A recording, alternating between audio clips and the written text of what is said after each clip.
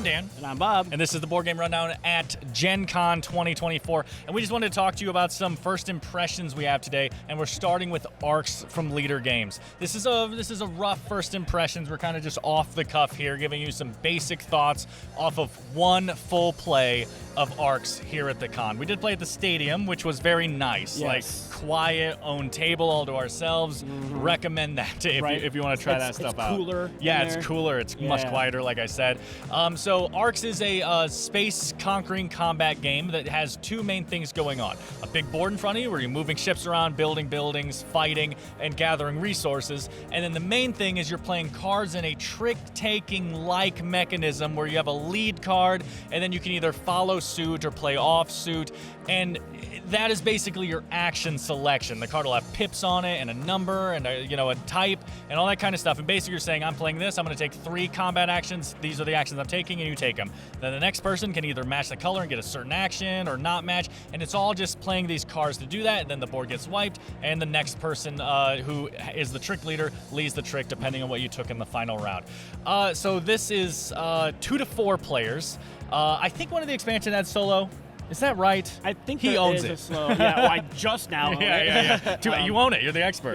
Right. Yeah. No, I'm pretty sure that the expansion does add a solo mode to it, and there is a campaign that it adds that's not necessarily cooperative, but you can work together to complete common goals, but you're still trying to score the most points. Right, and we should point out that one's not here. Yeah, they didn't have that here. So we were able to get everything except the big box co-op or campaign, expansion.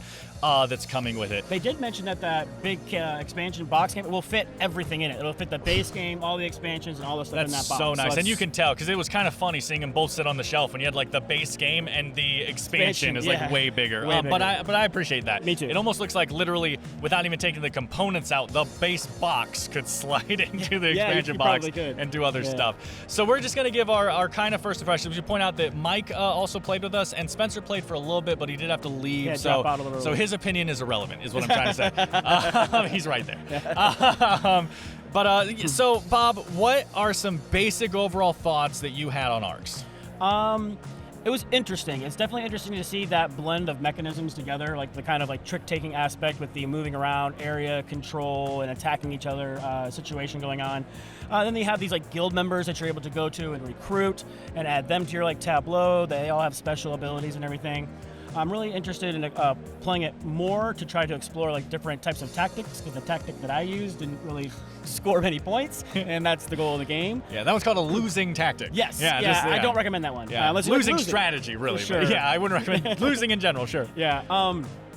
And I feel like the dice could use a little bit more. Like you were saying earlier, the combat does feel a little lackluster. It takes a lot of like points and movement and like actions to get your ships where you want them to be. And then you have to spend to attack, and you roll the dice, and that's it. And like sometimes you roll the die, and the person hits you first, and then you get to hit them maybe. And then, maybe I got a hit, I feel like there could be more to that. I don't know if maybe some of the leader cards will add some more to the combat, but I feel like they're being at the combat and conflict is one of the big things about it. There could be a little bit more going on with that. I did get the miniatures upgrade pack because, of course, I did.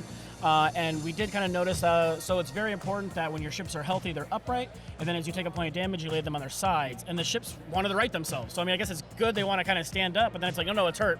And it would straighten back up again. Yeah, we should point out only the upgraded versions do this, because the base ones are like just wooden squared bodies, so they would lay on their side. Yeah, and it wouldn't so be it kind of sucks that getting the upgraded version actively has a negative impact on a main mechanism of the game. Right. They look really cool. They're pre-washed, so it's got a nice look to it.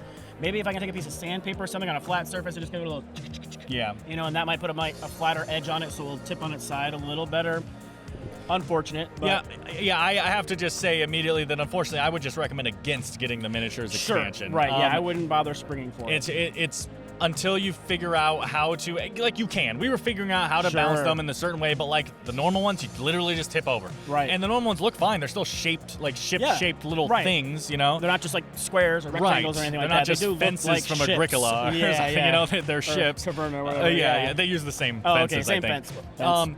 But overall, though, I will say that I did enjoy it quite a bit. I wasn't sure. I was probably the most hesitant on what I was going to think because I don't like trick-taking in general. Right. I mean, the whole point is that's your action selection system, kind of. And I will say that all 4 of us agreed pretty early on that it does not feel like trick-taking. Correct. So, unfortunately, the 2 biggest things I have to say about Arcs is if you're in it because the trick-taking is interesting, it doesn't really feel like trick-taking. And if you're in it because you've heard it's a hardcore combat game, the combat feels a little lackluster with the dice. Now, I will say, though, I think that's because first impressions, one play, remember, I think that's because everyone starts really close to each other, and we kind of spread out, we explored, we gathered planets, we built buildings, and I think the game wants you to, like, immediately attack your people, neighbors. Because the thing is, you only get a certain amount of move and combat points stuff depending on how you take your actions.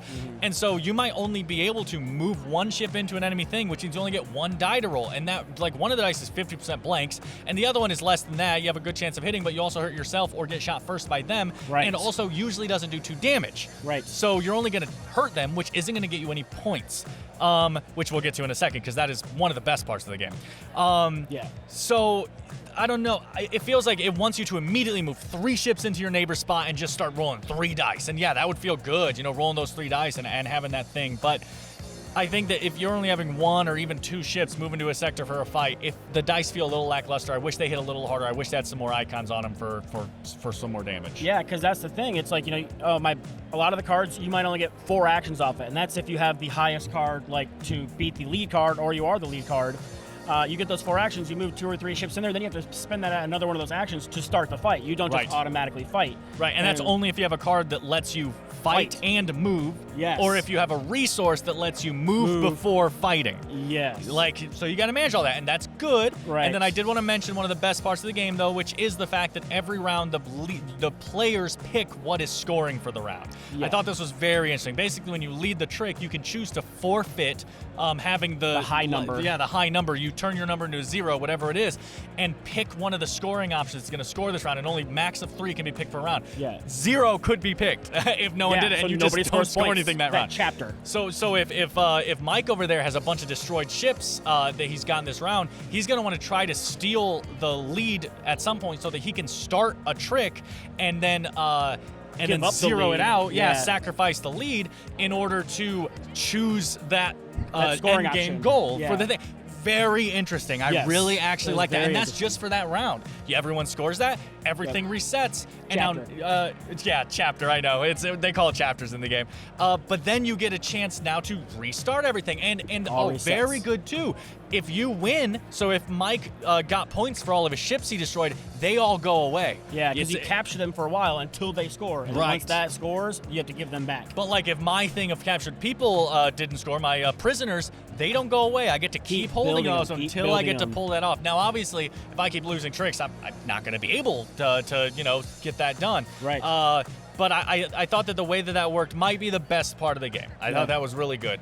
So yeah, overall, this isn't a crazy in-depth thought. I'll just say that overall, I would recommend watching a video or test playing this game first before you buy it. Because I think the 2 biggest selling points on the game are a little don't come through super strong. But the rest is good, and it does even out to a good game for me. I'd like to play this again. I would definitely like to play this game. And it's trick-taking. 2 hours? I was going to say a learn game was probably a little over 2 hours. But, I mean, we're going to be able to crack that down pretty hard. It was a lot of, especially like the first time we played, we were like, I'm ignoring the battle section until we get to battle. And then we get to battle, okay, pause the game, let's figure out how this works. So, yeah, overall, I'd recommend checking it out for sure. I don't understand all the crazy hype about it, but it is good for sure. Leader Games made a good game again. Check out, get some information first, and don't go all in maybe. Anything? No, I mean that's pretty much it. I would definitely recommend checking it out. Like Dan was saying, if you want it because it's trick-taking, if you want it because it's combative, those don't come out super strong through everything else. There's a lot of resource management and like almost, I don't want to say set collection because you're not collecting sets, but you're collecting people and things like that. So, but it does have unique scoring mechanisms, and it is fun to explore. Yeah. Hey Mike, percentage of thumb.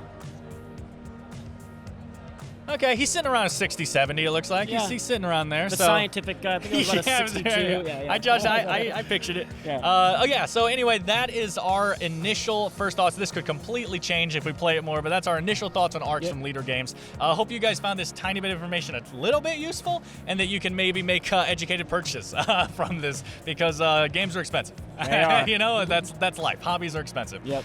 So anyway, from the Board Game Rundown, I've been Dan. Bob. And we'll see you in our next First Impressions video.